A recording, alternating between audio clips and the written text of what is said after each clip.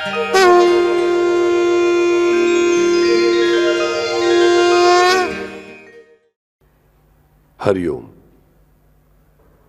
ध्यात्वा नीलोत्पल श्यामम रामम राजीव लोचनम जानकी लक्ष्मणोपेतम जटामुकुटमंडितम सासी तूर्ण धनुर्बाण पाणिम नक्तम चरांतकम स्वलीलया जगत्रातुम आविर्भूतम अजम विभुम। आ श्लोकનો અર્થ જોતા આપણે આગળ વધી રહ્યા છીએ અને આપણને પ્રશ્ન થયો હતો કે રામના હાથમાં સહસી તલવાર કદી દેખાઈ નથી, પણ ધ્યાન મંત્રની પછી આવનાર કે પછી ચરિત્ર વાંચતા કયા પ્રકારના રામનું ધ્યાન કર્યું છે અને કયા પ્રકારનું ધ્યાન કરીને લોકો આ રામરક્ષા બોલવાની શરૂઆત કરે છે, ધ્યાત્વા। અહીં તો વર્ણન કરતી વખતે પીઠ ઉપર બાણોનો ભાથો છે એમ કહ્યું છે, એક હાથમાં ધનુષ્ય બાણ છે અને એક હાથમાં તલવાર છે, અને સંપૂર્ણ રામના ચરિત્રમાં રામે તલવાર વાપરેલી આપણે ક્યારેય જોઈ નથી। તો આપણને પ્રશ્ન થાય છે કે બાપુ આ જગ્યાએ બુદ્ધ કૌશિકે તલવાર કઈ રીતે વાપરી? આ તલવાર બુદ્ધ કૌશિકના મનની કે ખરેખર રામના હાથની કે કંઈક બીજી? પ્રશ્ન થવો જ જોઈએ। આ શંકા કુશંકા નથી, યાદ રાખો વાલાઓ। પૂરી શ્રદ્ધા રાખીને વધુ માહિતી મેળવવાની ઈચ્છાથી જ્યારે હું પ્રશ્ન પૂછું છું, આ સાંઈનાથે જ આપણને સાંઈ ચરિત્રમાં કહ્યું છે, તદ્વિધિ પરિણિપાતેન પરિપ્રશ્ચેન સેવયા ઉપદેક્ષ્યંતિ તે જ્ઞાનમ જ્ઞાનીન તત્વદર્શિનમ, કે સેવા તરીકે, પૂજા તરીકે, અનન્ય ભાવથી જ્યારે આપણે પ્રશ્ન પૂછીએ છીએ વધુ જ્ઞાન મેળવવા માટે, મારી ભક્તિ વધુ સુલભ અને સુંદર થાય છે તે માટે, તો ત્યારે તે સદગુરુ તત્વ આપણા જીવનનો અંધકાર દૂર કરવાનું શરૂ કરે છે। પણ આપણા મનમાં પ્રશ્ન થવા જોઈએ, કેમ? તો વધુ આનંદી થવા માટે। જ્ઞાની પ્રશ્નોના ઉત્તર મેળવે છે તે વધુ દુઃખી થવા માટે, કારણ કે જ્ઞાનીને જેમ જેમ વધુને વધુ એક એક ઉત્તર મળતો જાય તેમ તેમ તેને ઉત્તરોની લાલસા વધતી જાય અને તેની તૃપ્તિ ક્યારે થતી નથી। પરંતુ ભક્તની તો આ પ્રશ્નથી તૃપ્તિ થવી જ જોઈએ અને થાય જ છે। તો આ તલવાર રામના હાથમાં છે તે આપણને સ્પષ્ટપણે કહેવામાં આવ્યું છે। તો આ તલવાર ક્યારે હતી રામના હાથમાં? રામ તેનો ઉપયોગ ક્યાં કરે છે? તે પ્રત્યક્ષ હતી, તે પ્રત્યક્ષ છે, કે ફક્ત બુદ્ધ કૌશિકે જોઈ છે, કે ફક્ત પોતાના શબ્દ સાથે શબ્દ જોડાઈ જાય, દરેક લીટીમાં બરાબર માત્રાઓ મળી રહે તેથી આ શબ્દનો ઉપયોગ કર્યો? ના, યાદ રાખો, રામરક્ષાની મેં જાણી જોઈને પહેલા જ દિવસે કથા કહી કે રામરક્ષા કઈ રીતે જન્મ પામી। ત્યાં કોઈએ કંઈ બનાવ્યું નથી, આથી તેને શબ્દોની ખેંચતાણની કોઈ જરૂર પડશે નહીં, તે આપણે પહેલા સમજવું જોઈએ। તો આ રામની તલવાર રામે તેને વાપરી ક્યારે? રામ પાસે કઈ રીતે આવી? રામનું ધ્યાન આપણે પહેલેથી વાંચીએ છીએ, ફક્ત ધનુષ્યબાણ લીધેલા રામ જ આપણને ખબર છે। અહીં આપણને પહેલા તે વાત યાદ આવવી જોઈએ કે રામને તલવાર મળી ક્યારે?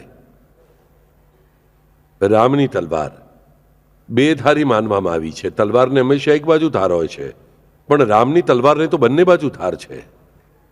અને આ તલવાર રામને કયા રૂપમાં મળી? તો જ્યારે વિશ્વામિત્ર ઋષિ દશરથ પાસે આવે છે અને દશરથને કહે છે, દશરથ રાજા, તારા જે બે કુમાર છે રામ અને લક્ષ્મણ, તે કિશોરભાઈના છે, આ બંનેને મને આપી દે। હું ત્યાં વનમાં, જંગલમાં જ્યારે મારા આશ્રમમાં તપસ્યા કરવા બેસું છું, હોમ હવન કરવા બેસું છું, ત્યારે અસુરો આવીને મને ત્રાસ આપે છે। અને તે રાક્ષસોમાં જે ત્રાટિકા નામની રાક્ષસી છે તે તો સૌથી મહાભયંકર છે, અને તેનો નાશ કરવા માટે મને તારા બે પુત્રો જોઈએ છે। દશરથ રાજા પિતા છે, તેમનું હૃદય દ્રવી ઉઠે છે। તે કહે છે, ઋષિવર, જોઈએ તો હું પોતે આવું, સાથે આખું સૈન્ય તમારે માટે મદદમાં લઈને આવું, મારા પુત્રો ઘણા નાના છે। કોઈ પણ પિતાને જે લાગે તેમ તેમને લાગે છે।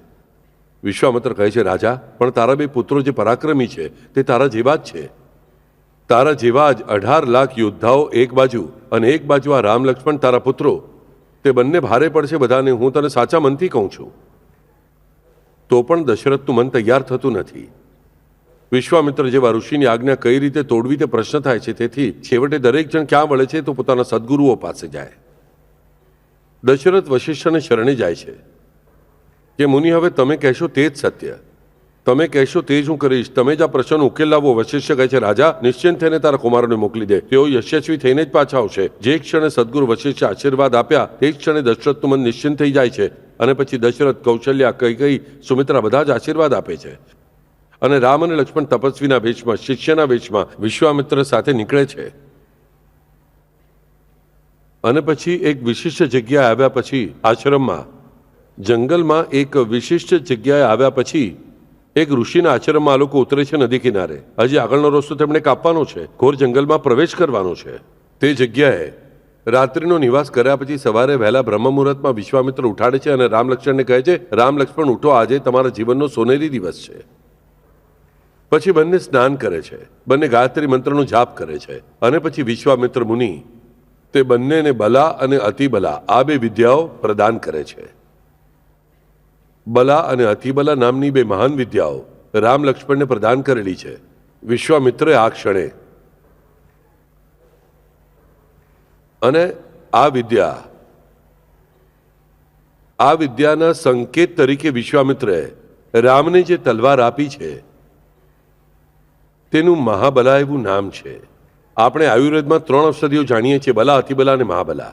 પણ આપણને ખબર છે કે તે બે નામ ક્યાંથી આવે? તો આ બલા અતિબલા આ બે વિદ્યાઓ છે અને તે બે વિદ્યાઓ એકત્ર જેની પાસે છે, સામાન્ય મનુષ્ય પાસે બલા કે અતિબલા હોય છે, બંને વિદ્યાઓ એક સાથે ધારણ કરી શકાતી નથી. તે ધારણ કરવા માટે તેટલો સિદ્ધ પુરુષ જોઈએ, માનવ જ પણ અત્યંત શ્રેષ્ઠ જોઈએ. અને તેવા રામ તેમને મળ્યા પછી રામને વિશ્વામિત્રે કે જેમણે આ ગાયત્રી મંત્ર સંપૂર્ણ જગત માટે ખુલ્લો કરી દીધો. ગાયત્રી પુનરુચ્ચારણના પ્રવચન વખતે મેં તમને કહ્યું હતું કે આ મંત્રના ઋષિ કોણ છે? વિશ્વામિત્ર છે. વિશ્વામિત્રે આ ગાયત્રી મંત્રને આખા જગત માટે ખુલ્લો કરી દીધો. એવા વિશ્વામિત્ર સાક્ષાત સૂર્ય કુલોત્પન્ન રામને નદી કિનારે બેસાડીને તેમણે ગાયત્રી મંત્રનો જાપ પૂરો કર્યા પછી તે બંનેને એક સાથે એકત્રિતપણે આ બલા અને અતિબલા વિદ્યા આપે છે અને તે બલા અને અતિબલાને એકત્રિત સ્વરૂપ તરીકે તેમને તેઓ આ મહાબલા નામની તલવાર આપે છે. એટલે આપણને ખબર પડે છે કે રામ પાસે આ તલવાર હતી અને તે રામને કોણે આપી હતી? તો રામને આ તલવાર આપી સાક્ષાત વિશ્વામિત્રએ. અને કયા રૂપમાં? કારણ કે બેધારી છે, બલા અને અતિબલા આ બંને વિદ્યા એક સાથે રાખનારી એવી આ મહાબલા તલવાર છે. અને તેથી જ બુદ્ધ કૌશિક મુનિના આ પહેલા શ્લોકમાં, બીજા શ્લોકમાં સસીતુણ આ તલવારનું, અસી એટલે તલવાર, તલવારનું વર્ણન આવે છે. અને આ તલવાર કેવી છે? તો મહાબલા નામની છે. અને તેની આ બે ધાર કઈ? તો બલા અને અતિબલા આ બે વિદ્યા. આ બલા અને અતિબલા બે વિદ્યા લઈને રામ જન્મે છે. ના, રામ જન્મે છે, અવતરિત થાય છે અને પોતાના પ્રયત્નથી આ બે વિદ્યાઓ પ્રાપ્ત કરી લે છે સદગુરુ તત્વ પાસેથી, વિશ્વામિત્ર પાસેથી. આ બલા અને અતિબલા વિદ્યા એટલે શું તે આપણને સમજાવવું જોઈએ. આ કોઈ જાદુ મંત્ર છાછોની વિદ્યા નથી. તો બલા વિદ્યા એટલે શું? તો તે ક્ષણે, વર્તમાનની તે ક્ષણે, તે ક્ષણની પહેલા જે કંઈ પ્રથમ ક્ષણથી સૃષ્ટિના નિર્માણનું જે કંઈ બન્યું છે તે બધાનું જ્ઞાન કરાવી દેનારી વિદ્યા એટલે બલા વિદ્યા. જે ક્ષણે પહેલો ઓમકાર પ્રગટ થયો તે ક્ષણથી જેને આ બલા વિદ્યા પ્રાપ્ત થયેલી છે તે ક્ષણે તેના જીવનના તે ક્ષણ સુધી જે કંઈ અત્યાર સુધી વિશ્વમાં બન્યું છે તે દરેકનું જ્ઞાન તેને હોવું, તેને તે જ્ઞાન કઈ રીતે પ્રાપ્ત થાય છે? તો આ બલા નામની વિદ્યાને કારણે પ્રાપ્ત થાય છે. અને અતિબલા વિદ્યા એટલે શું? તો તે વર્તમાન કાળની ક્ષણે જે કંઈ સંપૂર્ણ વિશ્વમાં દરેક જગ્યાએ બની રહ્યું છે તે બધું જ તે જ ક્ષણે તેના અંતર જ્ઞાનમાં ઉતરવું એટલે અતિબલા વિદ્યા. આવી આ બે મહાવિદ્યાઓ લઈને રામનું માનવી જીવન શરૂ થાય છે. યાદ રાખો, આપણને ખબર હોવી જોઈએ કે રામનું માનવી જીવન એટલે ખરેખર શું. રામ જન્મ્યા ત્યારે પહેલા જ કેવું હતું? રાવણને વરદાન શું પ્રાપ્ત હતું? બ્રહ્મા પાસેથી અને શિવ પાસેથી. જ્યારે તપસ્યા કરી રાવણે, પોતાનું એક એક માથું કાપતો ગયો, છેવટે બ્રહ્મદેવ અને શિવ પ્રસન્ન થયા. તેણે વરદાન શું માગ્યું? મને અમર કરો. બ્રહ્મદેવે શિવે કહ્યું, અમે તને અમર કરી શકતા નથી, પણ તને જેનાથી ભય હોય, જેનાથી મૃત્યુ ન આવે તેવું વરદાન અમારી પાસેથી માંગ. રાવણ મનમાં વિચાર કરે છે કે મને માનવ જેવા ક્ષુલ્લક પ્રાણીથી કંઈ ભય નથી, તેથી એક અપવાદ રાખવાનું કહ્યું હોવાથી મને ભય નથી, મને માનવથી ભય નથી. તેથી તે વરદાન શું માગે છે કે માનવ સિવાય બીજા કોઈ પણ પાસેથી, બીજા કોઈ પણ જીવ પાસેથી, વાનર પાસેથી, રાક્ષસ પાસેથી, દૈત્ય પાસેથી, દાનવ પાસેથી, અસુર પાસેથી, ભૂત પિશાચ પાસેથી કે કોઈ પણ દેવગણ પાસેથી કે પરમેશ્વર પાસેથી મને મૃત્યુ ન આવે. અને તેથી રાવણ મદમાં આવી જાય છે. તેનો કોઈ વિરોધ જ કરી શકતું નથી. તેના શરીરમાં એટલી તાકાત છે કે સામાન્ય માનવનું તેની સામે કંઈ ચાલી શકતું નથી. તેથી તે અનાચાર કરે છે, જાત જાતના અનાચાર કરે છે. આજકાલ આપણે જોઈએ છીએ દુર્જનોનું ઉદ્દાતીકરણ કરવાનો મોટો પ્રોગ્રામ ચાલે છે. ઘણા લોકો મને એવા મળે છે કે રાવણ બહુ મોટો વિદ્વાન તો હતો જ, પ્રશ્ન જ નથી, પણ તેને બધા વેદ આવડતા હતા, ઉપનિષદો મોડે હતા, તેનો અર્થ સજ્જન હતો એવું બિલકુલ નથી. તેણે ઘણી સ્ત્રીઓ પર બળાત્કાર કર્યા છે એવા ઉદાહરણો પહેલેથી જ છે, સુસ્પષ્ટ વાલ્મીકી રામાયણમાં જ છે. તેની સાથે જ તેણે રાજનીતિના બધા મૂલ્યોને ઠુકરાવીને ઘણા લોકોને ત્રાસ આપ્યો છે. તેણે દિગ્પાળોને કેદ કર્યા છે, પોતાની મરજી અનુસાર આખું રાજ્ય ચલાવેલું છે. તેની વિરુદ્ધ બોલવાની કોઈની હિંમત નથી. આવો આ રાવણ મદમાં કેમ રહે છે? કારણ કે તેને વરદાન મળેલું છે કે માનવ સિવાય બીજા કોઈ પણ પાસેથી તેને મૃત્યુ નથી અને એટલો સમર્થ માનવ બનવો શક્ય નથી. અને તેથી રામ જન્મે છે તે માનવ તરીકે જન્મે છે અને પૂરેપૂરા માનવ તરીકે જીવે છે. કારણ કે જે ક્ષણે તેઓ કોઈ પણ દૈવી ચમત્કાર કરી બતાવશે તે જ ક્ષણે તેમનું માનવત્વ સમાપ્ત થઈ જશે અને પછી તેઓ રાવણને મારી શકશે નહીં. અને તેથી જ રાવણ જાણી જોઈને શું કરે છે કે મરીચને મોકલે છે રૂપ લઈને. મરીચને મોકલે છે રૂપ લઈને. રામ વનવાસમાં આવ્યા પછી પોતાના મામાને મરીચને મોકલી દે છે સોનાના હરણનું રૂપ ધારણ કરીને. રામ તેની પાછળ જાય છે, સામાન્ય માણસની જેમ જાય છે. અહીં રાવણ આવે છે અને સીતાનું હરણ કરે છે. સીતાના હરણ બાદ રામ આવે છે અને શોક કરે છે. રાવણ જોતો હતો કે ક્યાંક આ દેવત્વનો ઉપયોગ કરશે, તેનું મનુષ્યત્વ ભંગ થશે. તે ક્ષણે હું નિશ્ચિંત થઈ ગયો. રામ અને સીતા તેમજ લક્ષ્મણ બધા દુઃખ સહન કરે છે, પરંતુ પોતાના મનુષ્યત્વનો ભંગ સહેજ પણ થવા દેતા નથી. સંપૂર્ણપણે તે મનુષ્યત્વ ધારણ કરે છે. તેથી જ રાવણ જેવા મહાસુરનો નાશ શક્ય બને છે. અને પછી રામ જ્યારે માનવ તરીકે પોતાનું ચરિત્ર ધારણ કરવાના છે ત્યારે તેમને મદદ તરીકે આ પરમ પુરુષ પાસેથી, આ સદગુરુ તત્વ પાસેથી, આ દત્તગુરુ પાસેથી આ બલા અને અતિબલા એવી બે મહાન વિદ્યાઓ તેમની મદદ માટે આપવામાં આવે છે કે જેની મદદથી રામને કોઈ પણ બાબત જેવી રીતે જોઈએ તેવી રીતે કરવી માનવી ચરિત્રમાં રહીને શક્ય બને છે. અને તેથી જ આ તલવારનું વર્ણન પહેલા આવ્યું છે. તેના શસ્ત્રોમાં સા અસી તુણ ધનુર્બાણ પાણીમ, ધનુષ્ય બાણનો ઉલ્લેખ બુધ કૌશિકે પહેલા કર્યો નથી, પણ પહેલા ઉલ્લેખ શાનો કર્યો છે તો તલવારનો. આ તલવાર તેમની પાસે હતી જ મહાબલા નામની,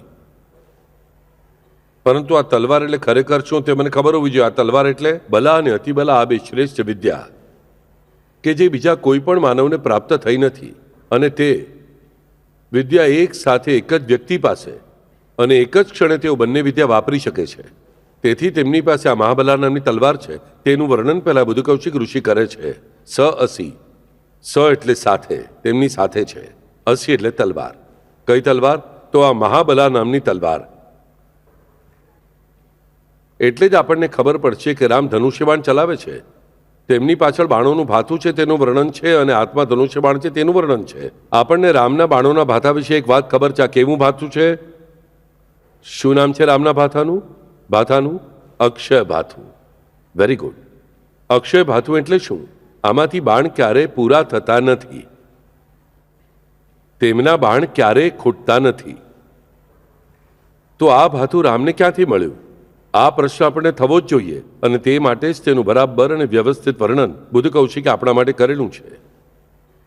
આ બાણોનું ભાથું રામને કોણે આપ્યું? રામને ક્યાંથી પ્રાપ્ત થયું? તો જે ક્ષણે રામના ઉપનયન સંસ્કાર વશિષ્ઠે કરેલા તે જ ક્ષણે રામ વશિષ્ઠના ચરણો પર મસ્તક મૂકે છે અને તેમને પોતાના સદગુરુ તરીકે મને મારા શરણોમાં લો એવી વિનંતી કરે છે. તે જ ક્ષણે વશિષ્ઠ મુનિ અત્યંત પ્રસન્ન થાય છે અને રામને કહે છે, રામ તારે જે જોઈએ તે માગ. વશિષ્ઠ કે જેના દરવાજામાં કામધેનુ બાંધેલી છે, આપણને ખબર હોવી જોઈએ કે તેવા આ વશિષ્ઠ તેઓ રામને કહી રહ્યા છે કે માગ. રામ અને લક્ષ્મણ એક જીવ જેવા બંને જણ તેમને પ્રાર્થના કરે છે કે હે સદગુરુ, હે વશિષ્ઠ, જે તમારે અમને આપવું હોય તે જ અમને આપો. તે જ અમને અત્યંત પ્રિય છે. જુઓ શું સુંદર માગ્યું. જે તમને અમને આપવાનું મન થાય તે જ તમે અમને આપો, તે જ અમને અત્યંત પ્રિય હશે. ત્યારે વશિષ્ઠ મુનિ કહે છે કે રામ, આ બાણોનું ભાથું લે. આ સદૈવ મારી કામધેનુ આ બાણના ભાથાની સંભાળ રાખશે, અને તે સાક્ષાત કામધેનુ હોવાથી તને જેટલા પણ બાણ જોઈતા હશે તેટલા બાણ સદૈવ આ ભાથામાં હશે જ. સદગુરુ પાસે તમે જે આપશો તે જ મારા માટે યોગ્ય છે એવું જ્યારે આપણે કહીએ છીએ ત્યારે કેવું શ્રેષ્ઠ દાન મળે છે. જુઓ, હેમાડ પંત આપણને કહે છે કે અચિંત્ય દાની આ ગુરુમાય. તે આપણે વિચારી પણ શકતા નથી, ચિંતન પણ કરી શકતા નથી તેવી કલ્પનાથી પરની વસ્તુ તેઓ આપણને આપે છે. અચિંત્ય દાની આ ગુરુમાય. તો આ રામના સદગુરુ એવા વશિષ્ઠ તેમને અક્ષય ભાથું આપે છે. અને પછી ધનુર્બાણ પાણીમ, અક્ષય ભાથું કઈ રીતે મળ્યું તે આપણને ખબર પડી. આ ધનુષ્ય બાણ તો રામને કઈ રીતે પ્રાપ્ત થયું, તો તેની ત્રીજી કથા પણ આપણને ખબર હોવી જોઈએ કે પહેલા બાણનું ભાથું મળ્યું છે, ત્યાં સુધી ધનુષ્ય બાણ મળ્યું નથી, અને પછી ઉપનયન થયું છે એટલે બાણુનું ભાથું મળેલું છે. અને વશિષ્ઠ મુનિ બંનેને શિક્ષણ આપવાની શરૂઆત કરે છે. રામ અને લક્ષ્મણ ફક્ત 7 વર્ષના છે, યાદ રાખો 8મું વર્ષ લાગ્યું છે તેમને, અને તેમનું શિક્ષણ શરૂ થાય છે. અને શિક્ષણ શરૂ કરવા માટે જુદા જુદા પ્રકારના શસ્ત્રો લાવીને જાણી જોઈને તૈયાર કરાવેલા છે. રામના પિતા દશરથ અને સુમંતે તે બધા શસ્ત્રો લાવીને મૂકવામાં આવે છે, પણ એક પણ ધનુષ્ય બાણ વશિષ્ઠને પસંદ નથી આવતું, ગમતું નથી. એક પણ ધનુષ્ય તેમને પસંદ નથી. કેવા પ્રકારનું ધનુષ્ય જોઈએ, કેવા પ્રકારનું બાણ જોઈએ, તેથી બીજી વિદ્યા શીખવવાની શરૂઆત થાય છે. પરંતુ ધનુષ્ય વિદ્યા તો શરૂ થઈ શકતી નથી. કોઈ પણ પ્રકારનું ધનુષ્ય રામની યોગ્યતાનું નથી, લક્ષ્મણની યોગ્યતાનું નથી એવું વશિષ્ઠને લાગતું રહે છે. રામ લક્ષ્મણ ક્યારેય ભૂલથી પણ પૂછતા નથી કે અમને ધનુષ્ય બાણ ક્યારે મળશે. અને પછી એક દિવસ વશિષ્ઠ મુનિ કામધેનુને બોલાવે છે. કામધેનુ તેમના આશ્રમમાં રહેનારી તેમની સેવિકા છે. તે આવે છે અને કહે છે, ગુરુવર્ય, તમને શું જોઈએ છે? તમે મને કેમ યાદ કરી? હું તમારી શું સેવા કરું? ત્યારે વશિષ્ઠ મુનિ કહે છે કે હે માતા, જુઓ, તેઓ તેમને પોતાની ગુલામ માનતા નથી. તેઓ કહે છે, હે માતા, તે એક વચન મને આપ્યું છે કે રામના ભાથાને તું અક્ષય ભાથું કરીશ. તેથી હવે મને પ્રશ્ન થયો છે કે રામના અક્ષય ભાથા જેવી અક્ષય ભાથાની તેવું શ્રેષ્ઠ અને સુંદર ધનુષ્ય ક્યાંથી લાવું? મને ક્યાં મળશે? તો તું જ મને કહી શકીશ કે આ મારું કામ છે. રામને હું બેસ્ટ ધનુષ્ય આપું, આ મારું કામ છે. અને કોઈ પણ કામ પૂરું કરવું તે ફક્ત તારી શક્તિ છે માતા, તેથી મેં તને બોલાવી છે. ત્યારે કામધેનુ કહે છે, આ વિશ્વમાં ધનુષ્ય પહેલી વાર વાપર્યું તે શિવે. ધનુષ્ય પહેલી વાર વાપર્યું તે શિવે, પણ તે તો જનક રાજા પાસે પડેલું છે. તે તો જનક રાજા પાસે પડેલું છે. અને આ જનક રાજા પાસે જ આમનો સ્વયંવર ડિક્લેર થવાનો છે. પછી ત્યાં રામે જ જવાનું છે. ઋષિવર, તમે આ જાણો છો. આગળ શું થશે એ હું જાણતી નથી, પરંતુ તે ધનુષ્ય જે હરણું છે તે ત્યાં છે. અને તે જ સર્વશ્રેષ્ઠ ધનુષ્ય છે, કારણ કે તે શિવે વાપર્યું છે. શિવનું એક નામ પિનાક પાણી છે. તો પછી આનાથી અત્યંત શ્રેષ્ઠ ધનુષ્ય ક્યાંથી મળી શકે? તે હું પણ જાણતી નથી. તે ફક્ત આ શિવ જ જાણે છે. પછી વશિષ્ઠ મુનિ શિવની આરાધના કરે છે, અને પરમ શિવ પ્રગટ થાય છે વશિષ્ઠના ચિત્તમાં. અને તેઓ વશિષ્ઠને કહે છે કે હે વશિષ્ઠ, આ રામને યોગ્ય એવું ધનુષ્ય તારે પોતે બનાવવું જોઈએ. આ રામના જીવન કાર્યને યોગ્ય, આ રામના જીવન કાર્યને ઉપયોગી એવું ધનુષ્ય ફક્ત તું જ બનાવી શકે. આ ધનુષ્ય તારે જ બનાવવું પડશે. વશિષ્ઠ પૂછે છે, હે શિવ, આ ધનુષ્ય કઈ રીતે બનાવવું? ત્યારે તે ભોળા રુદ્ર, તે પરમ શિવ તેમને કહે છે કે હે વશિષ્ઠ, તારું અત્યાર સુધીનું બધું જ તપ જે છે એ બધું તારું તપ સામર્થ્ય જો તું મને દાન કરીશ, જો તું મને આપી દઈશ, તો આવું ધનુષ્ય હું તને આપીશ. વસિષ્ઠની હજારો વર્ષોની તપશ્ચર્યા શિવ માગે છે. વસિષ્ઠ કોઈ પણ આગળ પાછળનો વિચાર ન કરતા આ તપશ્ચર્યા શિવના ચરણોમાં અર્પણ કરે છે. અને તે તપશ્ચર્યાનું પરિણામ અને પરિણામના ફળ તરીકે આ શિવ, તે પરમ શિવ, વસિષ્ઠને એક ધનુષ્ય આપે છે અને એક બાણ આપે છે. તે ધનુષ્ય બાણ આ સાક્ષાત શિવશંકરના, આ શિવના ડમરૂમાંથી ઉત્પન્ન થયેલું છે. ડમરૂ જ વસિષ્ઠના હાથમાં આપે છે અને તે જ ડમરૂનું રૂપાંતર ધનુષ્ય બાણમાં થાય છે. ડમરૂ એટલે તમને કહ્યું કે અનાહત નાદ. તે અનાહત નાદ રૂપી ધનુષ્ય રામના હાથમાં આપે છે અને તે બાણ જે તેની સાથે આવે છે, જે ભાથામાં ગયા પછી સતત વધતું જ રહે છે. આવા 3 શસ્ત્રો, ધનુષ્ય, બાણ અને તલવાર, રામ પાસે છે. સાસી તૂણ ધનુર્બાણ પાણીમ નક્તમ ચરાંતકમ. નક્તમ ચરાંતકમ, રાક્ષસ કુળનો નાશ કરનાર. રાક્ષસોનો નાશ રામ કેવી રીતે કરી શકે છે? તો બલા અને અતિબલા આવી વિદ્યાઓ તેમની પાસે છે. તેથી તેમની સાથે વસિષ્ઠ પાસેથી પ્રાપ્ત થયેલ અક્ષય બાણોનો ભાથો છે. તેથી અને આ જ સદગુરુ તત્વએ, આ જ ગુરુ વસિષ્ઠે પરમશિવ પાસેથી પ્રાપ્ત કરેલું ધનુષ્યબાણ રામ પાસે છે. તેથી આ 3 શસ્ત્રો લઈને તે રાક્ષસોનો નાશ કરનાર રામ, આવા રામને ધ્યાત્વા, આવા રામનું ધ્યાન કરીને જે રામરક્ષાનું પઠન કરે છે, આ પછીની લીટી હવે આપણે જોવાની છે. સાસી તુણ ધનુર્બાણ પાણીમ નક્તમ ચરાંતકમ સ્વલીલયા જગત્રાતુમ આવિર્ભૂતમ અજમ વિભુમ. કે તેઓ પોતાની લીલાથી આ જગતમાં પ્રગટ થયેલા છે.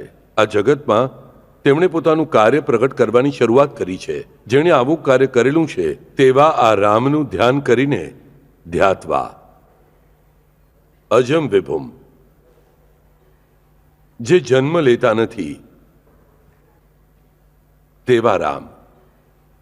જન્મ લેતા નથી તેનો અર્થ આ કલ્પનાવાળી વાત છે કે શું? ના, રામ કૌશલ્યાના ગર્ભમાં હોવાની પણ વાર્તા આપણે સાંભળી છે, દોહા પણ સાંભળ્યા છે. એટલે રામનો જન્મ થયો છે ડેફિનેટલી. પણ તે જન્મ લેતા નથી તેનો અર્થ આપણને ખબર હોવો જોઈએ. એટલે જન્મ મરણના ફેરામાં નથી ફસાયેલા. માનવ જે રીતે જન્મ મરણના ફેરામાં ફસાય છે તેવા ફેરામાં ફસાઈને નથી આવ્યા.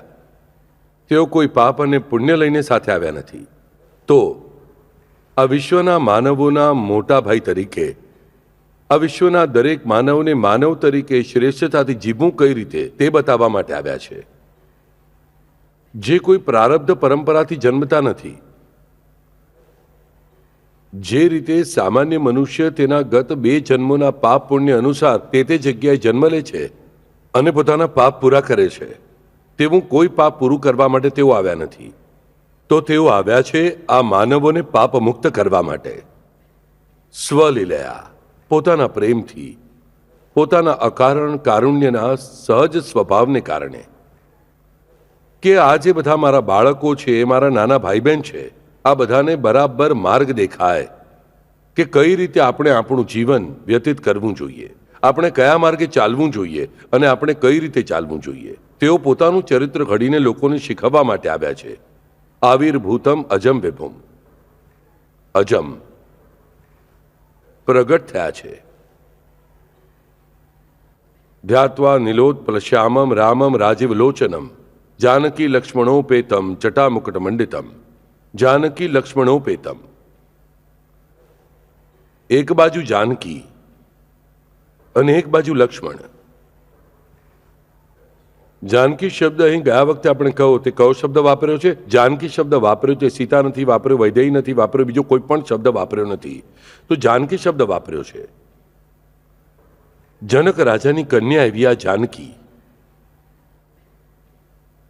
જનક રાજા આપણને લાગે છે ફક્ત સીતાના પિતા છે તેથી મહાન. ના, આપણે જો બરાબર વેદોનું અધ્યયન કરીએ, ઉપનિષદોનું અધ્યયન કરીએ તો ખબર પડશે કે જનક રાજા બ્રહ્મજ્ઞાની છે, એક ક્ષત્રિય રાજા જ છે. પણ તેઓ અનેકોનેક બ્રહ્મર્ષિઓને હરાવી શકે એટલું તેમનું જ્ઞાન છે. તેમને પોતે જ આત્મબોધ થયેલો છે. તેમને સંપૂર્ણ જ્ઞાન પ્રાપ્ત થયું હોવા છતાં પણ તેઓને મોક્ષ મળ્યો નથી. તો તેઓ જ્ઞાનોત્તર ભક્તિ કરતા, સમાજના કલ્યાણ માટે જીવન વ્યતીત કરતા રહ્યા. તેથી તેમને સીતા મળ્યા અને તેઓ સીતાના પિતા બન્યા. આવા જનક રાજા. આ જનક રાજા મોટા મોટા ઋષિઓની શંકાઓનું નિવારણ કરે છે. આ આપણને ઉપનિષદોમાં ઠેર ઠેર જોવા મળે છે. અહીં અગત્યની વાત યાદ આવી હતી, કહું છું બાળકો, મોટા ભાગે બધા ઉપનિષદો, ઓલમોસ્ટ 80% ઉપનિષદો આ ક્ષત્રિય રાજાઓએ લખેલા છે. આપણને ખબર નથી હોતી, આપણને લાગે છે બધું બ્રાહ્મણોએ કર્યું છે. ના બાળકો, કે ભારતમાં આવી કોઈ અસંગત હરકત નથી.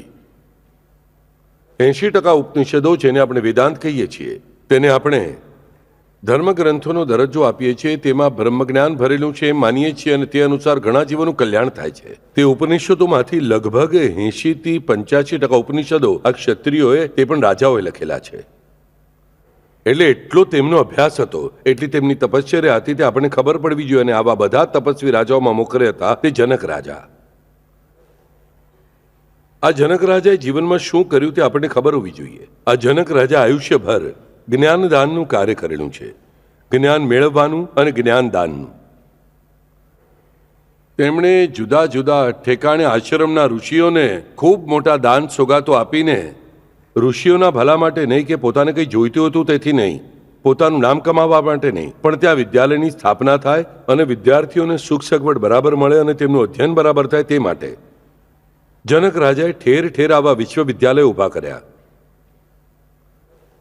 તેની સાથે જ તેમણે આ જ વિશ્વવિદ્યાલયોમાં શિક્ષણ આપનારા આચાર્યોને, ઉપાચાર્યોને સદા પોતાની ધાકમાં રાખ્યા. એટલે રાવણે રાખ્યા એવી ધાકમાં નહીં, પોતાના પ્રખર તેજની ધાકમાં, પોતાના તેજની ધાકમાં.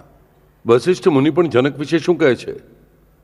જ્યારે દશરથ પાસે આ સમાચાર આવે છે કે જનકની દીકરી એટલે સીતા સાથે રામનો સ્વયંવર થયો છે અને રામે સ્વયંવરમાં શરત જીતી છે, રામનો વિવાહ હવે સીતા સાથે થશે, આથી તમને બોલાવ્યા છે. તે જ ક્ષણે વશિષ્ઠ મુનિ પાસે દશરથ રાજા જાય છે અને કહે છે, વશિષ્ઠ મુનિ, આ આવા સમાચાર આવ્યા છે તો તમારું શું કહેવું છે? ત્યારે વશિષ્ઠ મુનિ તેમને કહે છે કે હે મહારાજ, હે સમ્રાટ દશરથ, યાદ રાખ કે જનકના સંસ્કારમાં ઉછરેલી તેની દીકરી, તે જનકની પેટે જન્મેલી દીકરી નહીં, સગી દીકરી નહીં. વશિષ્ઠ મુનિ સ્પષ્ટપણે શું કહે છે કે જનકના સંસ્કારમાં જે ઉછરેલી દીકરી છે તે આ સીતા છે. તેના સિવાય બીજી કોઈ પણ સ્ત્રી રામ માટે યોગ્ય હોઈ શકે નહીં. એટલું જ હું તને કહું છું. કારણ કે રામની સહચારિણી બની શકે તેવી સીતા પર સંસ્કાર કરવા માટે ફક્ત રાજા જનક જ જોઈએ. ત્યારે દશરથ મહારાજ પૂછે છે કે હે મહામુનિ, હું તેને રાજા તરીકે શ્રેષ્ઠ માનું જ છું, કારણ કે તેઓ સદાય રાજનીતિમાં નિપુણ છે, તેઓ ધર્મનિષ્ઠ છે, હું જાણું છું, તેઓ મારા મિત્ર પણ છે. પણ તેમને હમણાં જ બ્રહ્મવેતાનું પદ તમે લગાડ્યું છે તે વિશે મને કહેશો? વશિષ્ઠ મુનિ તેમને કહે છે કે રાજા, અરે અમે બધા તપસ્વી પણ એકત્રિત થઈને જેટલું જ્ઞાન જાણતા નથી. યાદ રાખો શું કહે છે વશિષ્ઠ મુનિ, કે અમે આ પૃથ્વી પર જેટલા પણ તપસ્વી છીએ તેટલા તપસ્વી પણ એકઠા મળીને જેટલું જ્ઞાન જાણતા નથી, તેટલું જ્ઞાન આ જનક રાજા જાણે છે. એટલું જ હું તને કહી શકું છું. અત્યાર સુધી, તેમના જન્મથી અત્યાર સુધી એક ક્ષણ માટે પણ તેમના મનમાં પણ કોઈ પણ અનીતિનો વિચાર આવ્યો નથી. આવા તેઓ એક માત્ર માનવ છે. આવા જનકની આ કન્યા. જ્યારે બુદ્ધકૌશિક ઋષિ સીતાને જાનકી કહે છે એટલે તેમને શું કહેવું છે કે આવા જનકની કન્યા તે જાનકી. અને તે જનકને મળી કઈ જગ્યાએ? તો ભૂગર્ભમાં. શું કરતા વખતે? તો હળ ચલાવતા હતા. હવે આપણને એ પ્રશ્ન થવો જોઈએ કે આટલો મોટો સમ્રાટ આ ખેતીમાં હળ ચલાવવા માટે શા માટે ગયો? પછી આપણને કોઈ વાર્તા સંભળાવે છે કે યજ્ઞ માટે જમીન ખેડવા ગયા. તો યજ્ઞ માટે રાજાએ ખેડવાની જરૂર નહોતી, તેના સેનાપતિઓ ખેડી શક્યા હોત. પરંતુ આપણને ખબર હોવી જોઈએ કે તે સમયના રાજાઓ કેવા હતા. તે સમયના રાજાઓ પોતાનો જીવન નિર્વાહ પોતાના શ્રમથી જ કરતા હતા. ઇવન કૃષ્ણના ચરિત્રમાં આપણને જોવા મળશે કે બલરામ પાસે જે હળ હતું, જે હળ દેખાય છે, તેનાથી તેઓ ખેતી કરતા હતા. દ્વારકાની સીમા પાસે તેમના ખેતરો હતા અને તે ખેતરોમાંથી જે ઉત્પાદન આવતું, ફક્ત તે જ ઉત્પાદનનો સ્વીકાર વસુદેવ અને બીજા યાદવો કરતા. પ્રજા પાસેથી આવતો કર તેઓ પોતાના માટે વાપરતા નહોતો. આપણને તેની બરાબર ખબર હોવી જોઈએ. તેથી જ આ રાજાઓ પાસે તપની તપશ્ચર્યા હતી, તેમની પાસે તપનું સામર્થ્ય હતું, તેમની પાસે તપનું તેજ પણ હતું. પોતાની મિલકતથી જ, પોતાના શ્રમથી જ તેઓ પોતાનું અને પોતાના બાળકોનું પોષણ કરતા હતા, ઉદર પોષણ કરતા હતા, જીવન નિર્વાહ કરતા હતા. તે આપણે સમજાવવું જોઈએ. અને આવી રીતે જ પોતાના જીવન નિર્વાહ માટે, અર્થ સંપાદન માટે જ્યારે આ બ્રહ્મવેતા જનક જમીન ખેડતા હતા ત્યારે તેમને તે પેટી મળે છે. આપણે ઘણી બકવાસ વાર્તાઓ સાંભળીએ છીએ. આ બકવાસ વાર્તાઓ સાંભળીને છોડી દેવાની. કોઈ કહે છે તે રાવણની જ કન્યા હતી, કોઈ કહે તે મંદોદરીની કન્યા હતી, કોઈ કહે છે તે જનકની જ કન્યા હતી, પણ અશુભ લક્ષણવાળી હોવાથી તેને બહાર કાઢી મૂકી. આ બધી ખાલી વાર્તાઓ છે જે આપણે સાંભળવી પણ ન જોઈએ. આ કારણેથી સાંભળી તે કારણેથી કાઢી નાખવી જોઈએ, તે આપણે સમજવું જોઈએ. સીતા નામનો એક મૂળ અર્થ જ શું છે કે હળના ફળથી જમીનને જે ફાટ પડે છે તે જમીનને પડેલી ફાટનું નામ જ સીતા છે. સીતાનો બીજો અર્થ છે સાકર, ગળ્યું, ગળપણ, શીતળતા. શીતળતા એટલે શાંતિ, એ અર્થથી શીતળતા. સ્મશાન શાંતિ, વૈરાગ્ય એ અર્થથી આવે છે એ નહીં, શાંતિ. જનકને જ શાંતિ મળી શકે છે, યાદ રાખો. કારણ કે રૈક જે સર્વશ્રેષ્ઠ બ્રહ્મવેતા માનવામાં આવે છે તે પણ શું કહે છે? રૈક નામ આપણે કદાચ સાંભળ્યું હોય કે ન હોય મને ખબર નથી, પણ રૈક સર્વશ્રેષ્ઠ બ્રહ્મવેતા માનવામાં આવે છે. તે રૈક પણ શું કહે છે કે જનક પાસે જે શાંતિ છે, જનક તારી પાસે જે શાંતિ છે તેટલી અસીમ શાંતિ બીજા કોઈ પાસે નથી. જનકને આ શાંતિ મળી છે. સાક્ષાત શાંતિનું સ્વરૂપ એવી, તૃપ્તિનું સ્વરૂપ એવી આ સીતા તેથી ફક્ત જનકને જ મળી છે. અને આ શાંતિ પૂરેપૂરી તેના સંપૂર્ણ વીર્યમાં, એટલે કે સંપૂર્ણ શરીરમાં, દેહમાં, મનમાં, બુદ્ધિમાં અને પ્રાણોમાં ઠાંસીને ભરેલી છે. પૂરેપૂરો શાંતરસ કોની પાસે છે? તો જનક મુનિ પાસે છે. જનક રાજર્ષિ છે કે બ્રહ્મર્ષિ છે તેમાં મને ખબર છે ઘણીવાર વાત થાય છે. ક્યારે પણ આવા વિવાદ, કોઈ વાત કરનારા માણસો મળે તો આપણે તરત ભાગી છૂટવું. તેવા માણસોનું જીવન ફક્ત વિવાદ કરવામાં જ ફોગટ જાય છે. તેઓ જીવનમાં કંઈ કરી શકતા નથી, કંઈ મેળવી શકતા નથી. તેથી રામદાસે સ્પષ્ટપણે આપણને કહ્યું છે કે તૂટે વાદ સંવાદ એ હિતકારી. સંવાદ કયો હિતકારી? કે જેમાં વિવાદ તૂટે છે, એટલે કે વિવાદ અટકે છે, વિવાદ પૂરો થઈ જાય છે. યાદ રાખો, જે લોકો જ્યાં વિવાદ કરતા બેઠા છે ને તેમને બોલવા દેવા, છૂટા મૂકી દેવા, તેમને નમસ્કાર કરવા, સાષ્ટાંગ નમસ્કાર કરવા અને ત્યાંથી ભાગી જાઉં. ભાઈઓ, તમે મહાન છો, તમે મહાન છો અને હું નાનો છું. મારે તમારા લોકોના વિવાદમાં પડવું જ નથી. તમે જે કહેશો તે તમારા માટે સાચું, મને જે લાગે તે મારે માટે સાચું. બસ પ્રશ્ન પૂરો. કારણ કે વિવાદ કરીને આપણને ખબર છે કે સૌથી શ્રેષ્ઠ ઋષિઓમાં, તપસ્વીઓમાં સૌથી શ્રેષ્ઠ એવી જે મૈત્રેયી છે, જે ગાર્ગી છે, આ બંને વિવાદ કરીને બે પ્રસંગમાં આપણે શું અનુભવીએ છીએ? બંનેના મસ્તક ગોળ ગોળ ફરવા લાગે છે અને તૂટીને જમીન પર પડે છે. તે સ્ત્રીઓ હતી તેથી તૂટીને પડી એવું ન સમજતા. તે સ્ત્રી તત્વની પાર ગયેલી બ્રહ્મવાદીની સ્ત્રીઓ હતી. તેવી જ પરિસ્થિતિ દુર્વાસાની થયેલી. તે બધા સાથે વિવાદ કરતો બેસતો. મને કહો શું મળ્યું? જીવનમાં કંઈ મળ્યું નહીં. પાછળ સુદર્શન ચક્ર પડ્યું. જીવ આત્માને આગળ ભાગવું પડ્યું. બરાબર? આપણને આ સમજાવવું જોઈએ. વિવાદ કરવાથી, સજ્જનોને ત્રાસ આપવાથી આપણી પાછળ સુદર્શન ચક્ર પડે છે. તો જ્યારે આપણે ભીષ્મની જેમ તે સુદર્શન ચક્રને આ વાવ કહીને પ્રણામ કરીને આગળ બેસીએ છીએ ને, તે ચક્ર આપણો નાશ કરતું નથી. તે આપણને ખબર હોવી જોઈએ. તે ચક્ર ઉલટું આપણને દર્શન આપે છે, આપણું રક્ષણ કરે છે, આપણો ત્રાતા બને છે. તો આપણને ખબર હોવી જોઈએ કે આ બધા વિવાદ અશાંતિ પેદા કરનારા હોય છે. અને ઘણા વિવાદ આપણે બીજાઓ સાથે કરીએ છીએ કોઈ કારણ વગર. તે રીતે આપણે પોતાની સાથે પણ કરીએ છીએ. અને તે આપણા પોતાની સાથેના વિવાદ પહેલા સમાપ્ત થવા જોઈએ. સંકલ્પ ને વિકલ્પનો વિવાદ. સંકલ્પ થયો મનમાં કે આપણા મનમાં તરત જ વિકલ્પ થાય જ છે. એવું ક્યારે થતું નથી કે સંકલ્પ કર્યો અને આપણા મનમાં કોઈ વિકલ્પ આવ્યો નથી. કારણ કે મન છે જ કેવું? મનની ગતિ હું હંમેશા તમને કહું છું છે કેવી? કે મન કેવું? તો સંકલ્પ વિકલ્પાત્મક. પરંતુ આપણી બુદ્ધિ કેવી છે? તો નિશ્ચયાત્મિકા છે. તે નિશ્ચયાત્મિકા બુદ્ધિની મદદથી આપણે આ વિકલ્પોનો નાશ કરવાનો હોય છે. તે આપણને ખબર હોવી જોઈએ. તમે કહેશો બાપુ આપણે ખરાબ સંકલ્પ કરીએ તો સંકલ્પની ડેફિનેશન જ એવી છે કે જે સત છે, સત કરનારો છે તે જ સંકલ્પ છે, જે સતથી દૂર લઈ જનારો છે તે વિકલ્પ છે. એટલે સારો સંકલ્પ અને ખરાબ સંકલ્પ આ કલ્પના જ ખોટી છે. સંકલ્પ શબ્દનો અર્થ જ શું? તે સત તરફ લઈ જનારી કલ્પના. સત તરફ લઈ જનારો વિચાર તે જ સંકલ્પ, અને સતથી દૂર લઈ જનારો વિચાર તે વિકલ્પ. એટલે આમાં સારા સંકલ્પની વિરુદ્ધ અને ખરાબ સંકલ્પની વિરુદ્ધ, તેથી વિકલ્પ સારો. આ બધા વાદ નકામા લોકોએ સારા લોકોની બુદ્ધિભેદ કરવા માટે કર્યા છે. સત તરફ લઈ જાય છે તે સંકલ્પ છે, તેની વિરુદ્ધ છે તે વિકલ્પ જ છે, તેની સાથે આપણે કોઈ લેવા દેવા નથી. આપણે આપણા મનમાં ચાલતા નિરર્થક વાદ રોકવા પડે છે.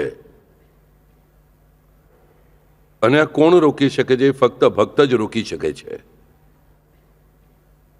ધૈર્ય તેજ રે બહેન સબૂરી, શ્રદ્ધા સબૂરી એટલે જ ઉમા મહેશ્વર. આ આપણને હેમાડપંત વારંવાર કહેતા રહે છે. પરંતુ આપણે શું કરીએ છીએ ખબર છે બાળકો? જે મહામાર્ગ આપણી સામે ફેલાયેલો છે, જે માર્ગે હજારો સંતો સ્પષ્ટપણે રામદાસ જેવા, જ્ઞાનેશ્વર જેવા, કે જેમને આપણી પાસેથી કંઈ પણ જોઈતું નહોતું, તેઓ જે માર્ગે ચાલતા ગયા, જે માર્ગ આપણને રામાયણ બતાવે છે, જે માર્ગ આપણને સાઈ સચ્ચરિત્ર બતાવે છે, જે માર્ગ આપણને એકનાથી ભાગવત બતાવે છે, જે માર્ગ આપણને જ્ઞાનેશ્વરી બતાવે છે, તે માર્ગ પર ચાલવાને બદલે આપણને હંમેશા લાલસા હોય છે કોઈને કોઈ પગ વાટે, આડી વાટે, અહીંથી ત્યાં બાયપાસ કરીને, ડાયવર્ટ કરીને આગળ જવાની આપણને ઈચ્છા થઈ હોય છે. અને પછી આપણા મનમાં જ આપણે વિવાદ કરવા લાગીએ છીએ કે કેમ હું આ રસ્તા પર જાઉં. આપણા મનમાં વિકલ્પ થાય છે. સાઈ ચરિત્રમાં ઠેર ઠેર હેમાડપંત આપણને કહે છે કે આવા મનોમન વિવાદ કરવા કેટલા ખરાબ છે. અને તેથી જ તેમનું હેમાડપંત નામ તેઓ અત્યંત આનંદથી ધારણ કરે છે કે હેમાડપંતની પહેલી મુલાકાતમાં જ બાબાની શરણે જવા છતાં પણ તેમનો વાદ વિવાદ ચાલુ જ રહે છે. બે પક્ષ થાય છે અને વાદ વિવાદ શરૂ થાય છે. અને ત્યાંથી અત્યંત દૂર, એટલે કે તે સમયના ડિસ્ટન્સ અનુસાર, જો કે આજે ઘણી નજીક લાગે છે શિરડીથી, પણ તે વખતે ઘણું અંતર હતું. તે અંતર પાર કર્યા પછી તરત જ બાબા બીજાને પૂછે છે કે શું કહી રહ્યા હતા હેમાડપંત? હેમાડપંત એટલે હેમાદ્રી પંત. તેઓ ખૂબ મોટા વિદ્વાન હતા. બધા વાદોનો ઉકેલ લાવનારા ધાર્મિક ગ્રંથ તેણે લખ્યા હતા. ધાર્મિક ગ્રંથો પરના વાદોનો ઉકેલ લાવનારો ચતુર્વર્ગ ચિંતામણી નામનો કર્મકાંડ પરનો ગ્રંથ તેમણે લખ્યો. મંદિરોનું બાંધકામ કઈ રીતે કરવું તેના પર બધા વાદો પર ઉકેલ લાવનારો ગ્રંથ તેમણે લખ્યો. વાદોનો ઉકેલ લાવનારા તે હેમાડપંત. તે જ ક્ષણે ભાનમાં આવ્યા હેમાડપંત. તેમના મનના બધા જ વિકલ્પ નીકળી ગયા. 52મા અધ્યાયમાં હેમાડપંત કહે છે કે જે દિવસથી મને આ સાઈના ચરણ દેખાયા, તેમણે મને પોતાનું કર્યો, એટલે કે તેમણે મને હેમાડ્યા કહ્યું. તે દિવસથી મને ધ્યાન કોનું છે? તો ફક્ત સાઈનું છે. મને મંત્ર કોનો છે? તો ફક્ત સાઈનો છે. મને રૂપ ગુણવર્ણન કોનું છે? તો ફક્ત સાઈનું છે. પણ આ ક્યારે પ્રાપ્ત થયું તેમને? જે ક્ષણે તેમણે મનનો અને બહારનો બંને વાદ મિટાવ્યા ત્યારે. આ બહારનો વાદ મિટાવ્યો તે પહેલા, અને બીજો આંતરવાદ પણ કઈ રીતે મિટાવ્યો તે વાત પણ આપણને હેમાડપંત જ કહે છે સાઈ ચરિત્રમાં. તેમની સામે જ્યારે એક ભક્ત સાથે 1 અઠવાડિયું ગુરુ સપ્તાહ, ગુરુ ચરિત્રનો સપ્તાહ કર્યા પછી જ્યારે બાબા ફળ આપે છે, ત્યારે હેમાડપંતના મનમાં વિચાર આવે છે, મારું તો આટલા વર્ષોનું ગુરુચરિત્રનું પઠન છે અને હું 7 વર્ષથી બાબા પાસે છું. આ ગૃહસ્થને ફક્ત 7 દિવસ થયા છે. તેમણે ફક્ત ગુરુચરિત્રનો એક સપ્તાહ કર્યો છે. તેમને તો બાબાએ ઉપદેશ આપ્યો, પણ મને ઉપદેશ આપ્યો નથી. આવું શા માટે? બાબા હેમાડપંતને મોકલી દે છે શ્યામા પાસે, વાતો સાંભળીને આવ. અને પછી અત્યંત સુંદર કથા બહાર આવે છે રાધાબાઈ દેશમુખની. કઈ રીતે બહાર આવે છે? શા માટે? તો હેમાડપંતના મનમાંથી આ વાદ પૂરો કરવા માટે. પછી આપણે ડૉક્ટર પંડિતની વાત આપણે વાંચીએ છીએ. ગયા વખતે પણ તેનો ઉલ્લેખ કર્યો કે દાદા કેળકરની સાથે તાત્યા સાહેબ નોલકરના મિત્ર ડૉક્ટર પંડિત પહેલી જ વાર આવેલા છે. જાણી જોઈને ઉલ્લેખ કર્યો છે હેમાડપંતે કે પહેલી વાર જ આવ્યા છે. પહેલી જ વાર આવેલા આ પંડિત, ડૉક્ટર પંડિત આવતા જ પ્રણામ કરે છે. બાબા કહે છે જા જા દાદા ભટ્ટ પાસે જા. આંગળીથી ઈશારો કરે છે. દાદા કેળકર પાસે જાય છે. દાદા કેળકર પૂજા માટે નીકળ્યા છે, તેમને સાથે લઈને આવે છે. દાદા કેળકર પૂજા કરતા હોય ત્યારે એકદમ એ પંડિતને શું થાય છે ખબર નથી, ચંદનની તબકડી હાથમાં લઈને તેમાંથી ચંદન લે છે અને સરસ મજાની સુંદર ત્રિપુંડ રેખા દોરી લે છે. દાદા કેળકરની પરિસ્થિતિ ખરાબ થઈ ગઈ છે. હવે કદાચ સાઈનાથ સટકો જ મારશે તેના માથામાં, કારણ કે તે કોઈને કપાળ પર તિલક લગાવવા દેતા નથી. હેમાડપંત ખૂબ સુંદર વર્ણન કરે છે કે ફક્ત માળસાપતિ ગળા પર ચોપડે છે. ગળા પર એટલે તેમને જોઈએ તેટલું ચોપડવાનો અધિકાર છે, અને તે પણ ગળા પર જ. અને તે જ સાઈનાથને બાકીના બીજા બધા ફક્ત પગ પર લગાવી શકે છે. આપણે સહેજ પણ તિલક લગાવ્યું તો અલાઉડ નથી, અને પંડિતને તો અલાવ કર્યું. અને ત્યાં હેમાડપંત જાણી જોઈને 3 વાર શબ્દ વાપરે છે કે આ ઘટના પછી સાઈનાથ પ્રસન્ન ચિત્તે દેખાયા. આ આખી વાત ચિત્તને ખૂબ લાગી આવી. દાદાના ચિત્તને ખૂબ જ લાગી આવી. પછી તેઓ સાંઈબાબાને પૂછે છે સંધ્યાકાળે. સાંઈબાબા તેમને સમજાવીને કહે છે કે બાબા રે, હસીને કહે છે, સસ્મિત વદનથી કહે છે, અરે બાબા યાદ રાખ, તેનો ગુરુ બ્રાહ્મણ છે, તે પોતે જાતિથી બ્રાહ્મણ છે, પણ તેણે આવો કોઈ પણ વિચાર ન કર્યો કે આપણે બ્રાહ્મણ છીએ, મારા સદગુરુ બ્રાહ્મણ છે. આવો કોઈ પણ વિચાર ન કરતા મારી જગ્યાએ તેને તેના સદગુરુ જ દેખાયા, અને આવી રીતે તેણે મને ફસાવ્યો. હું લાચાર થઈ ગયો, હું કંઈ કરી શક્યો નહીં. પણ તો પણ દાદા કેળકરના મનમાંથી આ વાત જતી નથી, અને આ વાત પૂરો થતો નથી. સાક્ષાત સાઈનાથ કહી રહ્યા હોવા છતાં પણ મનમાં શંકા છે જ. તો પણ તે અકારણ કરુણાથી ભરેલા સાંઈ દાદા કેળકરને પાછા ઘરે જઈને પંડિત સાથે વાત કરવાની બુદ્ધિ આપે છે. પંડિત ત્યાં પણ પરિવાર પૂછે છે કેમ રે બાબા, શું થયું? ત્યારે તેને સાચી વાત ખબર પડે છે કે ધોપેશ્વરીના સિદ્ધ જે છે, આ સિદ્ધનો આ શિષ્ય છે ડૉક્ટર પંડિત. અને જે ક્ષણે સાઈનાથના ચરણમાં તે ઊભા હતા તે ક્ષણે તેમણે કાકાનું સ્મરણ કર્યું. સ્પષ્ટ શબ્દ વાપર્યો છે હેમાડપંતે. કાકા એટલે કાકા પુરાણિક, ધોપેશ્વરના કાકા પુરાણિક સિદ્ધ. અને સાઈનાથની જગ્યાએ તેમને પ્રત્યક્ષ કાકા પુરાણિક દેખાયા. જ્યાં મની જૈસા ભાવ તયા તૈસા અનુભવ. અહીં દાદા કેળકરના મનના બધા વાત પૂરા થઈ ગયા. આપણે આપણા મનમાં આવા જ વાત કરતા રહીએ છીએ. સાઈ ચરિત્ર વાંચતા આપણે આ પણ પહેલા શીખવું જોઈએ કે આ બંને શ્રેષ્ઠ ભક્તો આગળ શ્રેષ્ઠતા સુધી કેમ પહોંચ્યા, તો આપણને ખબર પડવી જોઈએ. આ બંને પોતપોતાના મનના આંતરવાદ અને સમાજના બહારના વાદ રોક્યા. તેથી શંકા કુશંકા કરવાનું રોક્યું. તેથી હેમાડપંતના મનમાં જે ક્ષણે શંકા ઉત્પન્ન થઈ સદગુરુ વિશે કે આને 7 દિવસમાં ફળ અને મને તો 7 વર્ષથી સેવા હોવા છતાં પણ કંઈ ફળ કેમ નહીં, તે જ ક્ષણે તેમના 2 માર્ગ બાકી રહ્યા હતા. એક તો અધપતન કે વધુ પ્રગતિ. પણ હેમાડપંતની પૂરેપૂરી નિશ્ચિમ શ્રદ્ધા હોવાથી તેનું અધપતન થતું નથી, પણ તેમની વધુ મોટી પ્રગતિ થાય છે. દાદા કેળકરનું અધપતન થતું નથી, પણ દાદા કેળકરની વધુ મોટી પ્રગતિ થાય છે, તે સમજાવવું જોઈએ. તેથી આપણે પહેલા આપણા મનના આ વાત પૂરા કરવા જોઈએ.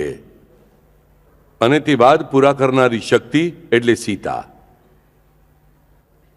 વાદ પૂરા કર્યા પછી જે ઉત્પન્ન થાય છે તે સીતા, અને વાદ પૂરા કરે છે તે સીતા. તમે કહેશો બાપુ બાપરે, આ તો બહુ અઘરી વાત છે, મરઘી પહેલા કે ઈંડું પહેલા? આ પ્રશ્ન આપણાથી ઉકેલાતો નથી. આ વાત તેથી જ ન કરવો જોઈએ. તે આપણને ખબર હોવી જોઈએ કે મન શાંતિ જ વાત પૂરા કરે છે. આ વાત પૂરા થયા પછી મન શાંતિ જ ઉત્પન્ન થાય છે. પહેલી મન શાંતિ મેં મારા પ્રયત્નોથી ઉત્પન્ન કરેલી. હું મારી બુદ્ધિથી મનમાં વિકલ્પને અટકાવવાનો પ્રયત્ન જે કરું છું તે પ્રયત્ન એટલે શાંતિ. તે જાનકી. અને તે જાનકી પછી મારા વિકલ્પો શાંત કરે છે અને ઉત્પન્ન થાય છે તે રામની સીતા. આ સમજાવવું જોઈએ. તેથી સ્પષ્ટપણે બધું કૌશિક ઋષિ કહે છે કે જાનકી લક્ષ્મણો પેતમ. સીતા શબ્દ તેઓ વાપરતા નથી.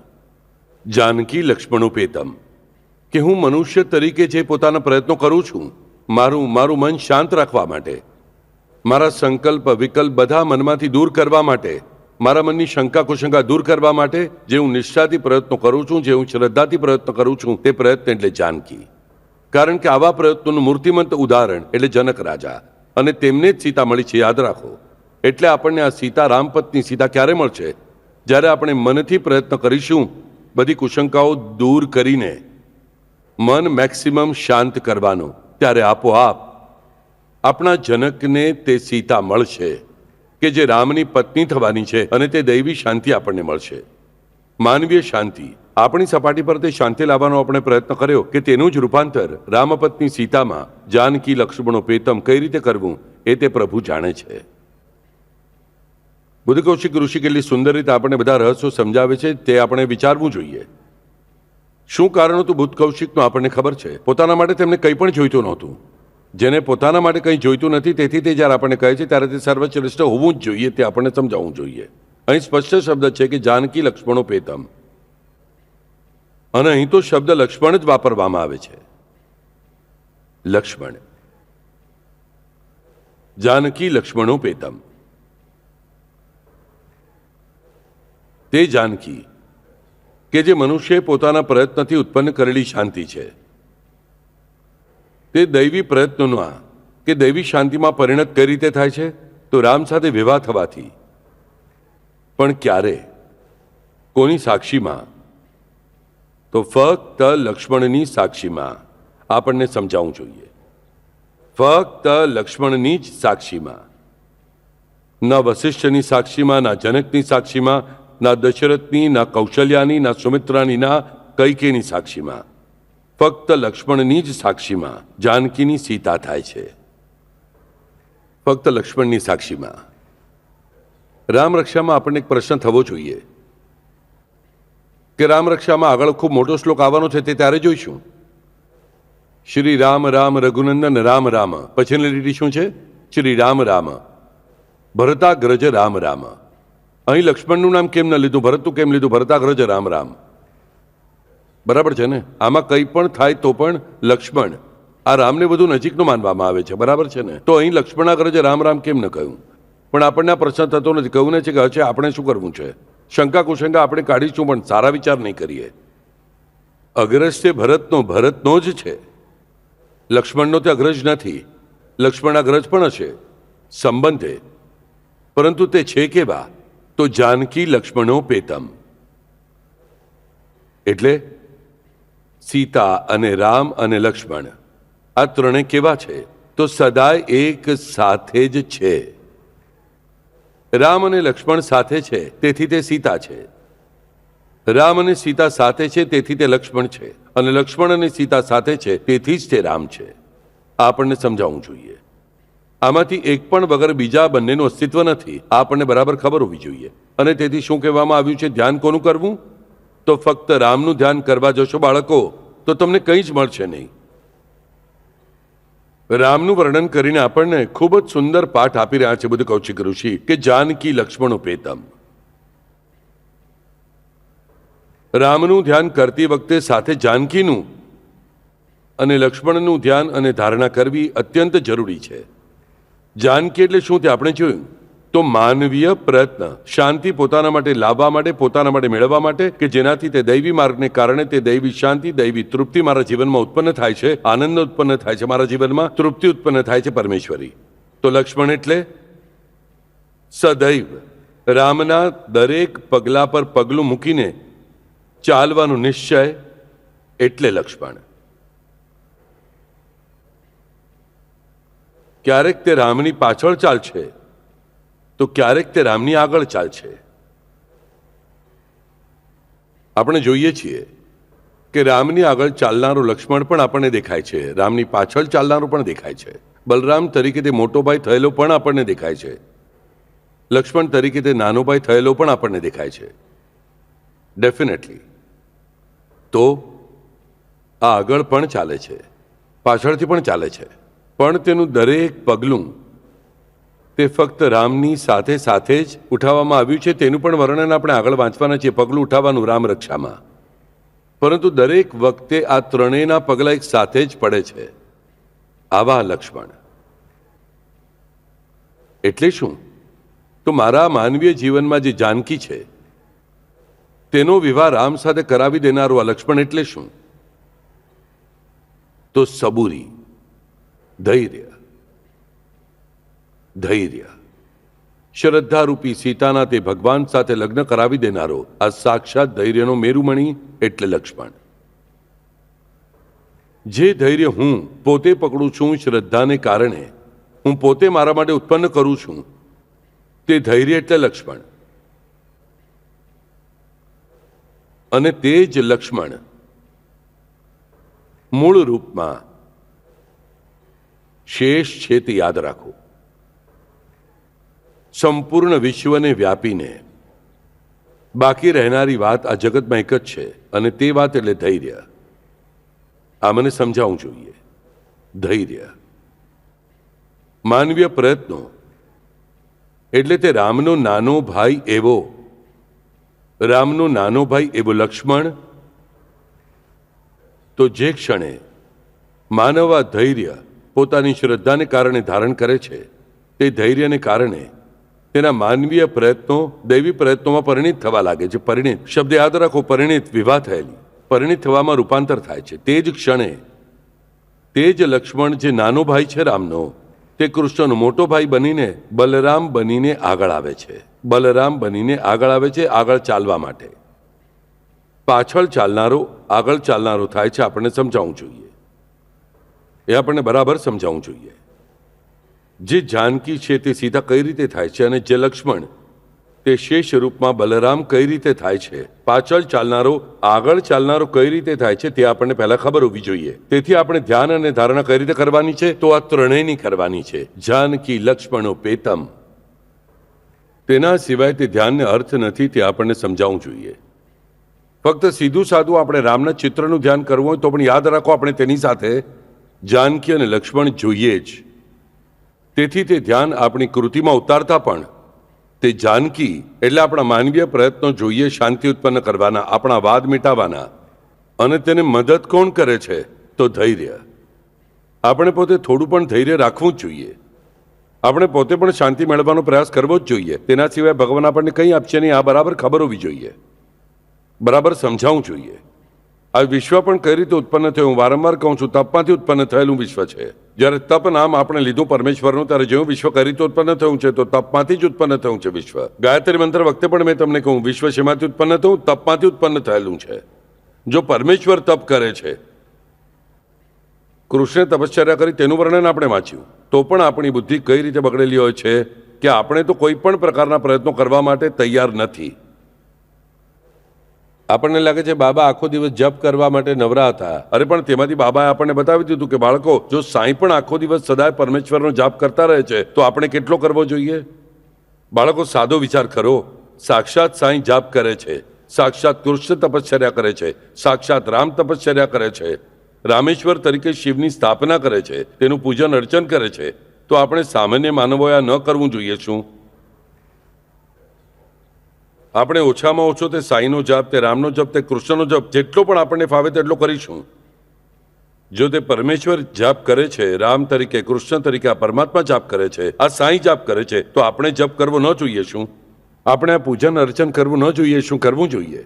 ખરેખર તો તેમને જેટલું લાગે છે તેનાથી વધુ આપણે કરવું જોઈએ. તો તેના પર આપણે વાત શું કરીશું? તેમણે તો આખું જગત સાચવવાનું હોય છે, તેથી એમણે વધુ જાપ કરવો જોઈએ. આપણે તો નાનું ઘર સાચવવું છે, આપણે નાનું જાપ કરવો જોઈએ. 100% કહું છું બાળકો. તમને શું ગમશે તે બોલવા હું બેઠો નથી, યાદ રાખો. જે યોગ્ય છે તે જ કહેવા બેઠો છું. અરે બાળકો, બલા અને અતિબલા જેને પ્રાપ્ત છે તે પણ તપશ્ચર્યા કરે છે. બધું દૈવી સામર્થ્ય લઈને આવેલા કૃષ્ણ જે દૈવી જીવન જીવ્યા છે, રામની જે માનવીય જીવન જીવ્યા નથી, તે પણ તપશ્ચર્યા કરે છે. તો આપણી પાસે કોઈ પણ સીધી સાદી વિદ્યા નથી. 5 વર્ષ પહેલા આપણે MSc થયા હોઈશું તો ટેક્સ્ટ બુકમાં શું લખ્યું તો આપણને યાદ નથી. આજે આપણે 10મા ધોરણમાં હોઈએ તો 9મા ધોરણની કોઈ કવિતા સંભળાવવા કોઈ કહે આપણને મોઢે નથી આવડતી. એવા આપણને પરમેશ્વરના નામ સ્મરણની કેટલી જરૂર છે આ ખબર પડે તો ઘણું થઈ ગયું. સાઈ ચરિત્રમાંથી આપણને એટલું ખબર હોવી જોઈએ કે જો સાંઈ બાબા સદાય જપ કરતા હોય તો આપણે કેટલા જાપ કરવા જોઈએ. એટલું પણ જો આપણે શીખ્યા ને સાંઈ ચરિત્રમાંથી, બીજું આપણને કંઈ ખબર ન પડીને તો પણ વાંધો નથી. સાંઈ બાબા રામના અવતાર હતા કે કૃષ્ણના અવતાર હતા કે અમુક હતા કે તમુક હતા, અક્કલકોટ સ્વામી અલગ અને સાંઈ અલગ, કે સાંઈ અને અક્કલકોટ સ્વામી એક જ, કે સાંઈ બીજા અલગ, સ્વામી સમર્થ અલગ, ત્રીજા બીજા જ અલગ. અરે આ ચર્ચાઓમાં અટવાઈને તમે શું મેળવ્યું અત્યાર સુધી? તમારા જીવનમાં શું બદલાવ થયા? શૂન્ય. તેના કરતા નિવાસકરને જુઓ. બાળ નિવાસકરની વાત આપણે વાંચીએ છીએ. નિસીમ શ્રદ્ધાથી તે બાબાની ભક્તિમાં મગ્ન થયા. તેની સામે એક ઝેરી સાપ આવીને ઊભો રહ્યો. તે સાપ તેને કંઈ કરી શક્યો નહીં, કારણ કે તેના મતે તે સાંઈ જતા. આ યાદ રાખો, તે સાંઈ જતા, તેના માટે આ ખબર પડવી જોઈએ. સુંદરકાંડનું હંમેશા ઉદાહરણ આપું છું તમને. હવે સુંદરકાંડનું બીજું ઉદાહરણ આપું. સુંદરકાંડમાં એક ખૂબ સુંદર વાક્ય, ખૂબ ખરેખર સૌથી સુંદર વાક્ય લાગે છે મને તેમાં. એક એટલે તે મંત્ર ખૂબ સુંદર છે કે દીન દયાલ બિરદુ સમારી હર હું નાથ મમ સંકટ ભારી. આ સાક્ષાત જાનકીએ કરેલી પ્રાર્થના છે. પણ એક સુંદર બોધ વાક્ય છે સુંદરકાંડમાં કે આ બોધ વાક્ય વિશે સાક્ષાત હનુમાનને જ કહેવામાં આવેલું વાક્ય છે. પાછું કયું વાક્ય છે કે હૃદયમાં કૌશલપુર રાજા એટલે રામનું ધ્યાન કર્યું, કે જેના હૃદયમાં કૌશલપુર રાજા છે એટલે રામ છે. તેના માટે શું થાય છે કે ગરલ એટલે વિષ, તેનું સુધા થાય છે એટલે અમૃત થાય છે. તેના માટે ઝેરનું અમૃત થાય છે. રીપુ કરઈ મિતાઈ. એટલે શત્રુ મિત્રતા ધારણ કરે છે. ગોપદ સિંધુ એટલે સમુદ્ર જે છે તે ગાયના ખરીએ પાડેલી નિશાનીમાં સમાઈ જાય છે. જેના મનમાં સદાય રામ છે તેના માટે શું થાય છે જુઓ તો ઝેરનું અમૃત થાય છે, શત્રુ મિત્ર થાય છે.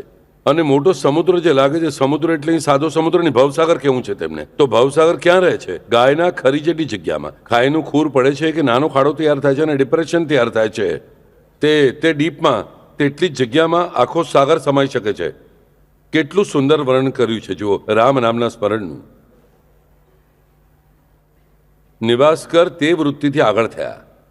તેમણે વાત નથી કર્યો કે સાંઈ બાબા કેટલામે વર્ષે પ્રગટ્યા, 16મા વર્ષે પ્રગટ્યા, પછી 18મા વર્ષે કે 19મા વર્ષે આવ્યા. બાબાનું જીવન 80 વર્ષનું હતું કે અમુક હતું, તારીખ આ હતી કે તે હતી, સ્વામી સમર્થ અલગ અને સાંઈ બાબા અલગ. એ કઈ રીતે હોઈ શકે? કારણ કે ઘણો સમય સ્વામી અક્કલકોટમાં હતા ત્યારે સાંઈ બાબા શરીરમાં પણ હતા, તો બંને એક જ કઈ રીતે? પછી તે મોટા માસ્ટર્સ ઓફ યુનિવર્સ છે કે બાબા બીજા કોઈ છે? છોડો આ વાતો. ખરેખર કહું છું, વિચાર કરો તમારી સામે, વિચાર કરો. ખરેખર કહું છું બાળકો, તમારી સામે તમારી અત્યંત પ્રિય વ્યક્તિ છે, અત્યંત પ્રિય. તમારી પત્ની કહો, પતિ કહો, પુત્ર કહો, પુત્રી કહો, માતા કહો, પિતા કહો. અને માનો તે વ્યક્તિના શરીર પરની આ જે ત્વચા છે તે ત્વચા સમજો કોઈ જાદુથી કોઈએ દૂર કરી. હું છોલી પણ કહેતો નથી કારણ કે તે આપણે સાંભળવું કેવું લાગે, બરાબર? તો તે રૂપ તમારાથી જોવાશે કે શું? તમને જોવું ગમશે? તે નહીં ગમે ને બાળકો? પોતાની જ મારી પ્રિય વ્યક્તિ, કોઈ દાજી જવાને કારણે સ્કિન કાઢી નથી, કાપવાને કારણે સંભાજીની જેવી જીભ કાઢી ઔરંગઝેબે તેવી કાઢતા નથી. જાદુથી આપણે દૂર કરીએ છીએ તો પણ આપણે જોવું આપણને ગમશે નહીં, બરાબર? તો પોતાનું રૂપ આવું જોવું ગમશે? કલ્પનાથી કરેલું પણ આપણને ગમશે નહીં, યાદ રાખો. આ જો સાદી સીધી વાત છે, બરાબર? તો જીવનમાં મને ખબર હોવી જોઈએ આવા જાત જાતના પોસ્ટમોર્ટમ શા માટે કરતા બેસવું? બધા માનવના શરીરમાં સ્નાયુ છે, મસલ્સ છે, તે ડિસેક્શન ડોક્ટરોએ જેને કરવું છે તેમને કરવા દો. પરંતુ આપણે સામાન્ય માણસો જે છીએ, આપણે આપણા ફેમિલી ડોક્ટર નક્કી કરેલા છે. જુઓ, અમુક માણસો હું ડોક્ટરી કરતો હતો ત્યારે આવતા ને મને કહેતા, ડોક્ટર 56 ડોક્ટર કર્યા, હવે તમારી પાસે આવ્યા છે, કંઈ ઉપાય થયો નહીં. મેં કહું બાબા રે, હું 57માં તું 58માં પાસે પહેલેથી જ મારી શરણાગતિ રહેતી, કારણ કે મને પૂરી ખાતરી હતી કે જે 56 પાસે ફરીને સારો ન થયો તેનો અને મારો શું સંબંધ? કારણ કે 56 ડોક્ટર ચોક્કસ ખરાબ નહોતા, તેમનું ડાયગ્નોસિસ નહોતા, એવું થઈ જ ન શકે. આ આપણને ખબર પડતી નથી. જો 56 ડોક્ટર પાસે ડાયગ્નોસિસ ન થાય તો તે રહ્યો જ ન હોત, પણ તે રહ્યો છે અને સારો હટ્ટોખટ્ટો દેખાય છે. આપણે આવા એક ડોક્ટર પાસેથી બીજા ડોક્ટર પાસે ફરવું નથી. ખૂબ ડોક્ટર પાસે ફરતા રહેવાથી ફક્ત કાગળોના ઢગલા તૈયાર થાય છે, આરોગ્ય સુધરતું નથી. આપણે આપણું આરોગ્ય સુધારવામાં ઇન્ટરેસ્ટ છે કે ફાઇલો બતાવવામાં ઇન્ટરેસ્ટ છે? ફાઇલો બતાવવામાં ઇન્ટરેસ્ટ ન રાખો, આ મનના વાદ પૂરા કરો. અને તે માટે આ માર્ગ પર આપણને આ જ 2 શ્લોકોમાં સાક્ષાત બુદ્ધ કૌશિક ઋષિ આપેલો છે કે જાનકી લક્ષ્મણો પેતમ. આજે આપણે આ મંત્ર પૂરો કર્યો. શા માટે? તો તે ધ્યાત્વા શબ્દ જે છે, તે ધ્યાત્વા શબ્દ આ શ્લોકની સાથે આગળના શ્લોક સાથે જોડાઈ ગયેલો છે કે આ બધું ગુણવર્ણન, આ જે વિશેષણો છે તે વિશેષણો ધારણ કરનાર રામનું ધ્યાન કરીને રામ રક્ષામ પઠેત પ્રાજ્ઞઃ પાપગ્નિમ સર્વ કામદામ. ધ્યાત્વા રામ રક્ષા પઠેત પ્રાજ્ઞઃ પાપગ્નિમ સર્વ કામદામ. આવા પ્રકારના બધા વર્ણન થયા પછી ધ્યાત્વા શબ્દ આવે છે. એટલે ખરેખર આ શ્લોકોની પહેલા આવે છે તે શબ્દ સૌથી છેલ્લે વાપરવો જોઈએ, અને પછી તે આગળના શ્લોક સાથે જોડનારો શબ્દ છે કે રામ રક્ષામ પઠેત પ્રાજ્ઞઃ પાપગ્નિમ સર્વ કામદામ.